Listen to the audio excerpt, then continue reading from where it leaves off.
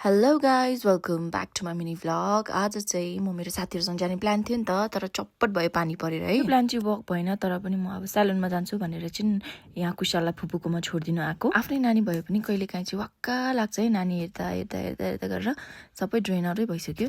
अनि आज चाहिँ सटरडे हो अनि फुपू चाहिँले पनि हेर्ने भन्दै थियो, त्यही भएर हामी चाहिँ फुपूकोमा पुऱ्याउन आएको यहाँनिर। कुशालले चाहिँ मलाई पछ्याउँछ भनेर फुपूले यहाँ हतार हतार उताभित्र किचनमा लाँदैछ यहाँनिर चाहिँ। अनि म चाहिँ फुपूलाई नानी दिएर म चाहिँ यहाँ खुसी भएर ह्याप्पिएस्ट वुमेन भएर बाहिर निक्लेको। मलाई चाहिँ यस्तो लाग्छ कि like I am the strongest mother, but sometime I need a soft moment for myself as well. त्यही भएर सेलुन जान लागेको। मलाई नेल्स बनाउनु चाहिँ खासै मन पर्दैन, तर I just wanted to try. मलाई एउटा डिजाइन मन परेको थियो, अन्त त्यही भएर खासै म त्यति सेलुनहरू भिजिट गर्दिनँ, तर कसैले मलाई रियलाइज गरायो क्या that self care is so important भनेर। अन्त त्यही भएर I just tried something new. अनि मैले यहाँ केसहरू पनि काटेँ होइन, अनि I just gave myself a new look today. आफूले केस काट्दैमा नङ बनाउँदैमा सेल्फ केयर चाहिँ होइन है, तर मेन्टली फिजिकली केयर गर्नु पनि एकदमै इम्पोर्टेन्ट हो रहेछ। As a mother I recently have understood that. म चाहिँ ग्रुमिङहरू गरिसकेर यता आएँ होइन क्याफेमा। रिसेन्टली यो क्याफे चाहिँ मलाई एकदम मन परेको क्या। अनि यहाँनिर माछा चाहिँ मिठो पाउँछ, माछा लाते चाहिँ मिठो पाउँछ हो, अनि त्यही भएर म चाहिँ यहाँ जान्छु।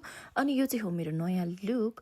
मलाई यस्तो गरेर काट्नु मन परेको थियो, अन्त दिस टाइम चाहिँ मौका पारेर नि मैले यस्तो केस काटेको। अनि मलाई हिजो अस्तिदेखि नै यस्तो नेल्स बनाउनु मन परेको थियो, अनि त्यही भएर मैले यो नेल्स चाहिँ आज ट्राई गर्छु भनेर नि आएको। अनि यहाँ चाहिँ मेरो नन्दाले मेरो नानी हेरिदियो नि त, अनि त्यही भएर मैले आफूले आफूलाई टाइम दिन सकेँ। अनि यतिको अन्डरस्ट्यान्ड गर्ने नन्दा चाहिँ सबैको लाइफमा हुनुपर्छ जस्तो लाग्यो। अब जोक्स एपार्ट, तर आफूले आफूलाई ध्यान राख्ने केयर गर्ने पनि एउटा तरिका नै हो रहेछ आफूले आफूलाई माया गर्छु भन्ने। अनि यहाँ एकदम इम्पोर्टेन्ट कुरा चाहिँ के हो भने केटीबाट यतिको लिपस्टिकको स्ट्यान्ड चाहिँ आउनै पर्छ है। सिरियस नहुनुहोस् है, फेरि यो त मैले हल्का जोक मात्रै गरेको। अनि आज चाहिँ एकदमै दिन पनि कति राम्रो भइरहेको थियो क्या।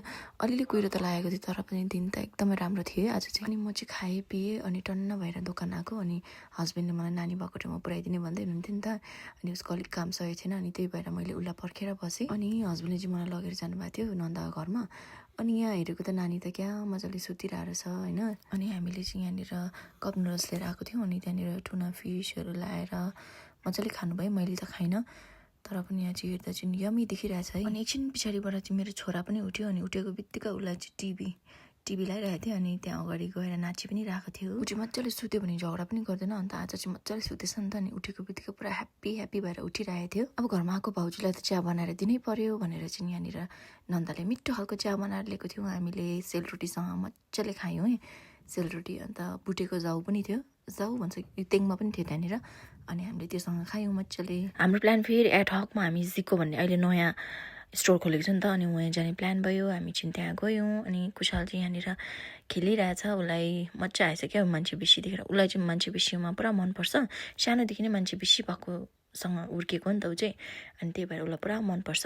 अनि यहाँ चाहिँ हामी अलिअलि मात्रै सपिङ गर्नु थियो भनेर गएको त भरे भन्दा लिस्ट त यति राम्रो भयो। अनि हाम्रो दिन यतिकै थियो, अनि मलाई चाहिँ यहाँ मेरो हेयर अझै एडर गर्नु मन लागेको थियो। सो यति नै थियो आजको दिन, अनि thank you so much for watching. Bye by.